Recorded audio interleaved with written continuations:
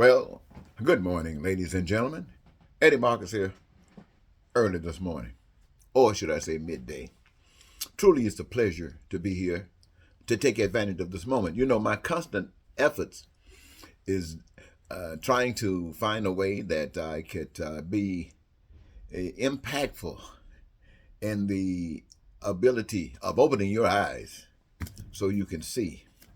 And you know, you wake up every morning, you turn the news on, you're watching public uh, TV, you're watching social media, you're listening to all kinds of voices coming from all kinds of places, people saying all kinds of things.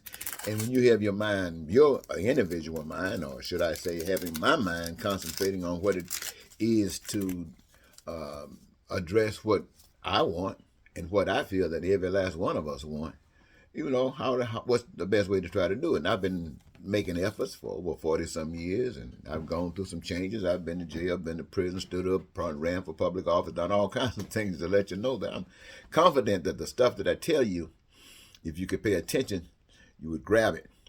And so this morning I was thinking about it, and all of a sudden I got the idea that perhaps it might be convenient if I could try to take what I know all of us here in America have had some education to one degree or another. So if I could utilize that. So what I want to say after having that thought to American people is that you don't have to fake it. You don't have to fake it. And here's the way I was given to explain that to you. You know, we have never seen Jesus. We've never seen Jesus. They put a picture in the book sometime, but we all know what that's about. So we've never seen Jesus. Nor have we ever seen Satan. We've never seen Jesus and we've never seen Satan. But we have the idea of both. We have the idea of Jesus. We got the idea of Satan. Now, the idea of Jesus is that Jesus is about heavenly. Satan is about hell. Two opposite. One is about love. One is about hate. One is about giving. One is about take. One is about allowing you to learn. One is about forcing you. Now, I think we all can agree about this kind of stuff. And I come to that conclusion, and having come to that conclusion, should I say, it makes me feel comfortable that in the beginning, when God created this earth, when this earth was created, and all of the resources given and everything that would allow men, now human beings, to live on this earth as if they were in heaven, means that it was prepared for that. However, having done all of that, also gave man choice. So man could choose heaven or hell. Choice. Nobody mad with you if you choose hell, but the people that choose heaven, because they hate to see you going to hell. They hate to see the pain and stuff you're going through. But this is what was given. In the beginning, you heard the story about Adam and Eve. You heard about God giving the story or the idea, the truth to one or two, depending on who you're listening to. Doesn't make any difference if he gave it to one or two. The challenge came to both. Keep on this path or make another choice. It doesn't matter if Eve made the choice or Adam made the choice or they influenced each other, made the choice. They made the choice. And by making the choice, they said, we are not satisfied with heavenliness. We are going to pursue hell. Now, they didn't know they were saying that at the time because they knew nothing about what hell was. But they did have the information that said you surely die. So they made the choice and they chose hell.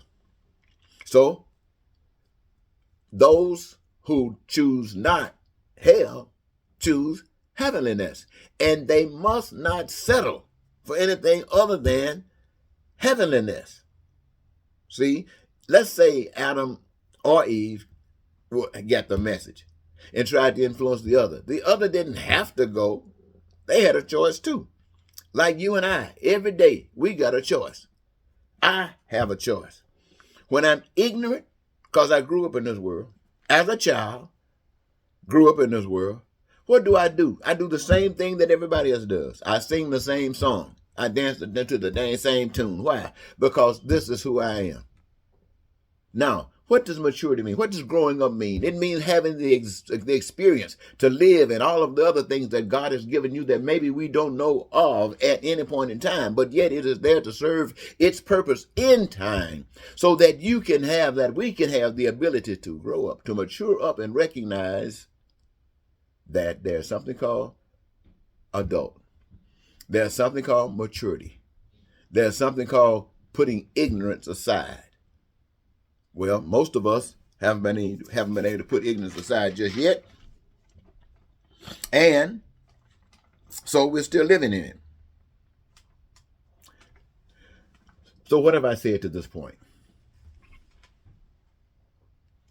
God created all for we human beings to live on earth as if in heaven. But we haven't seen those two messengers. We haven't seen Jesus, now we haven't seen Satan, but we have the idea that Jesus stands for what God stands for. Satan stands for choice. One, which was created for, is heavenly.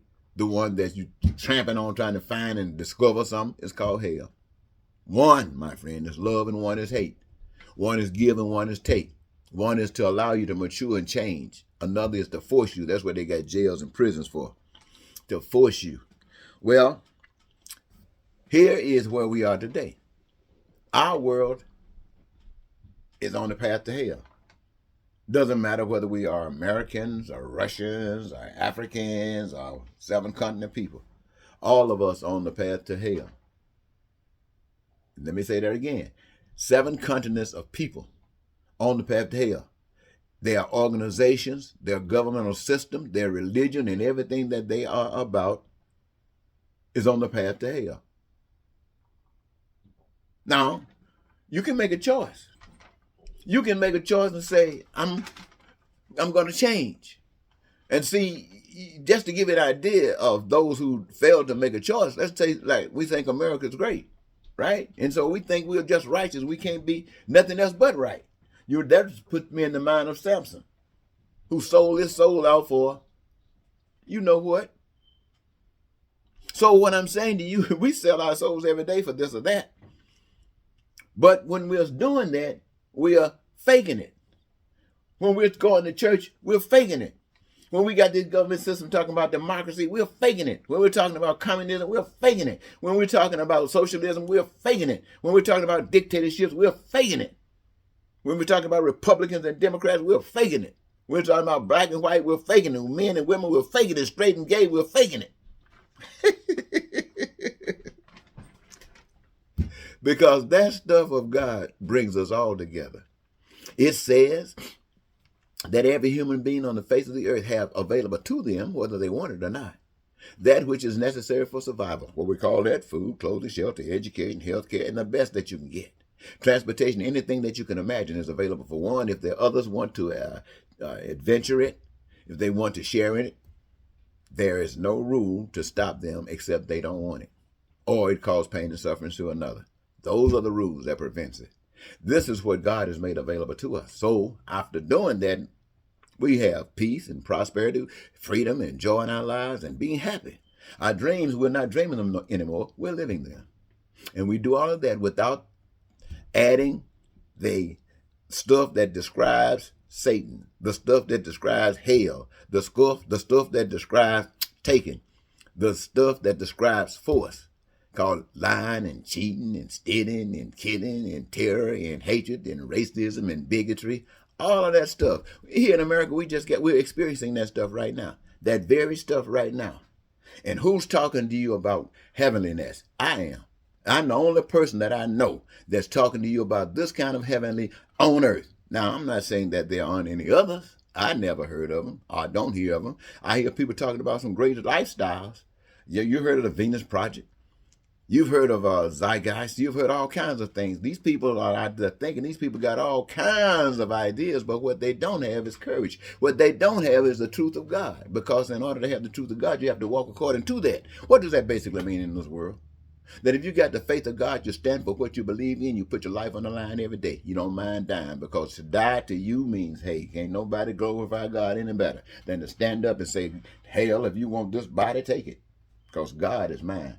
Hey, how you going to lose with that kind of stuff that you use? Think about it, ladies and gentlemen. And until next time, remember, you don't have to fake it. God has left you a way out.